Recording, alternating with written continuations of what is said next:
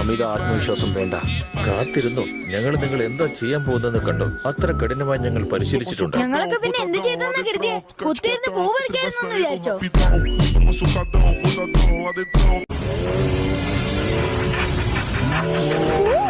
എന്റെ ഒരു ഭാഗ്യം നോക്കണേ, ഇതൊക്കെ സുന്ദരനാ. നിന്നെ കൂടെ എന്റെ കയ്യിൽ കിട്ടിയാൽ നല്ല രസമായിരിക്കും. ഇനി ആരെ ഉപദ്രവിക്കാൻ ഞാൻ നിന്നെ സമ്മതിക്കില്ല. കേട്ടോടി കിളവി. ഈ പരീക്ഷ വർഷത്തിൽ 2 പ്രാവശ്യം നടത്തും. അങ്ങനെയെങ്കിൽ ഇത് 4ാമത്തെ വർഷമാണ്. അനുഭവ സമ്പത്തുള്ളവൻ. നീ ഇപ്പൊ ശരിക്കും ഒരു വിദഗ്ധനായി കാണണം. അതെ, വേണമെങ്കിൽ പറയാം. കൊള്ളാലോ. അപ്പൊ നിനക്ക് ഞങ്ങൾക്ക് പറഞ്ഞു തരാൻ പറ്റും. അതെ, ചില വിദഗ്ധന്മാർ ഒരിക്കലും ജയിക്കാറില്ല. പിന്നെ ഇതാണ് ടോയ്ലറ്റ്. നീ തീർന്നടാ. അയ്യോ സാറേ, അറിയാതെ പറ്റിയതാണ്.